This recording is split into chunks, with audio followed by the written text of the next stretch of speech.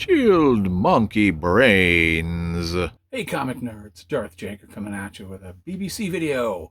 That's right, today I'm bagging, boarding Conan the Barbarian comics. So what you see here are basically just a heap of dollar bin books I picked up on the last trip to Arizona. Go Sun Devils.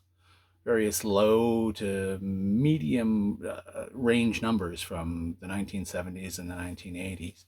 And Marvel published Conan from 1970 to 1993, I think, with Roy Thomas doing the bulk of the writing for the first like 115 or 120 issues or something. I'm not quite sure. I should probably look that up.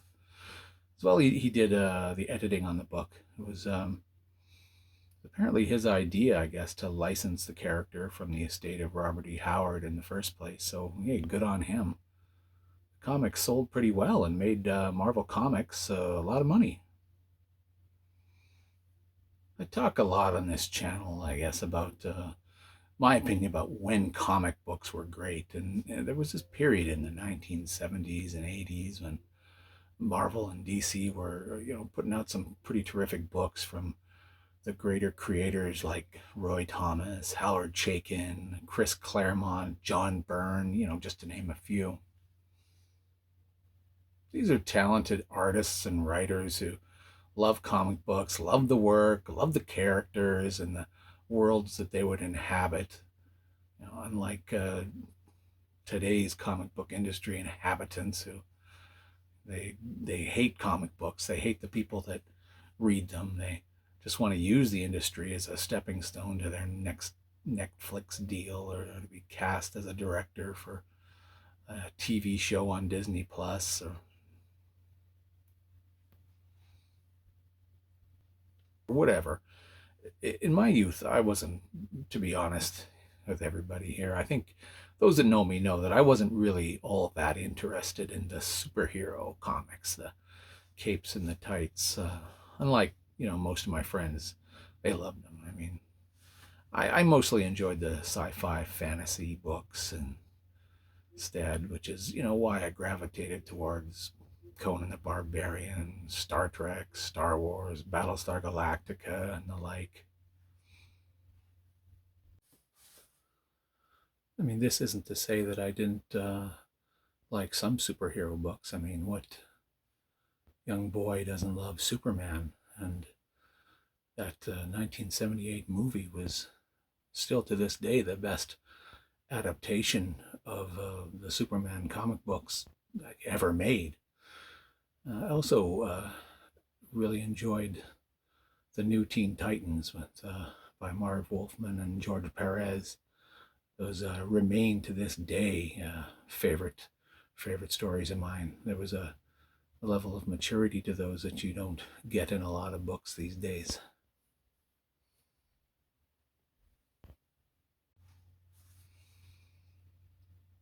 I enjoyed movies and books quite a bit as a young person. One book especially I loved was, of course, Douglas Adams' Hitchhiker's Guide to the Galaxy and the rest of that series.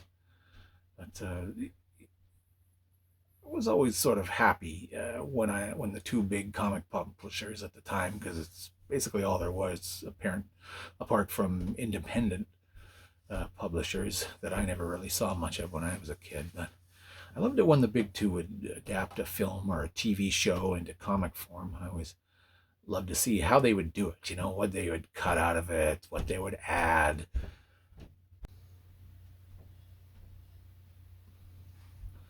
More often than not, back in the days when there was no internet or Blu-rays to rewatch our favorite movies and TV shows, the only way to see, deleted scenes from a movie was to read the comic book adaptation. Occasionally the comics would even be based on earlier versions of the scripts, and only through reading it, only could we, the few, the proud, the nerds, get a tiny glimpse into what the movie could have been.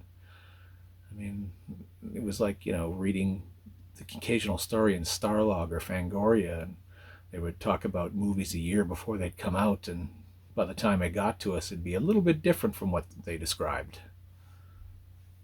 I think as comic book readers, we tend to enjoy the whole experience. Most of us, anyways, the experience of touching and turning the pages, the feel, and the smell of the newsprint. These things which take us back to the carefree days of youth before mortgages and bills. This is why I can't read comics or novels on an app or a screen. It lacks the personality of the floppy book, the sort of interpersonal relationship you get with a good comic or a good book.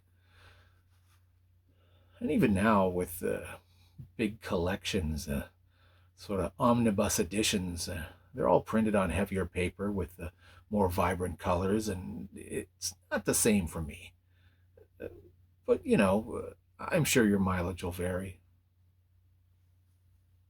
The industry is even different today because even the monthly issues, the floppy books, as we sometimes call them, are printed on, premium paper with digital coloring.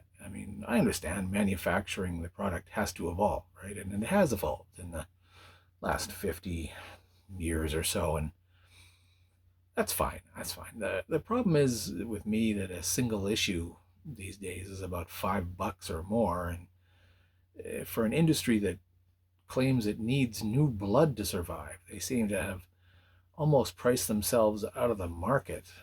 And I don't know if kids these days even care about comic books as much as they did when I was younger. We had no cell phones and we had no, well, we didn't have a lot. It's not like it was the 1930s, but we didn't have a whole lot. For me in the 1970s and 80s, taking my allowance, which was, not much more than $1 a week, and for that I had to do work. I had to do chores around the house, mow the lawn, take care of the dog, sweep out the garage, change the oil in the old man's car. And, unlike the kids of the day, they get whatever they get a week to do basically nothing. At least that's what I've heard from some of the people I've talked to that have kids. Is allowance even a thing anymore, really? I don't know. What doesn't matter? Whatever. With that $1 a week or so, I could, buy a couple of comics and still have some change left over for a chocolate bar or a Slurpee and had a bit of fun for the weekend. Yeah, like I said before in another video. To quote the movie Grosse Point Blank, you can't go home again, Oatman, but I guess you can shop there.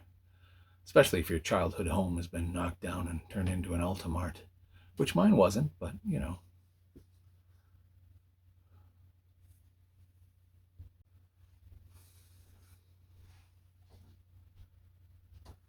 And at last, King Conan.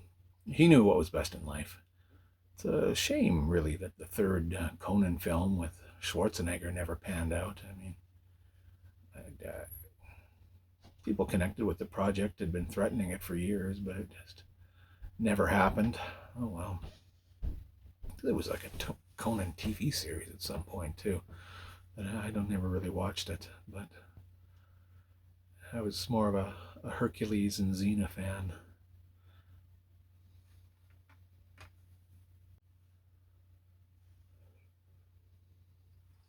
Anyways, if you made it this far, hey, thanks for watching. Remember to like, share, subscribe, hit the bell for notifications, and I'll see y'all in the next video. Chilled monkey brains. Please like, share, and subscribe.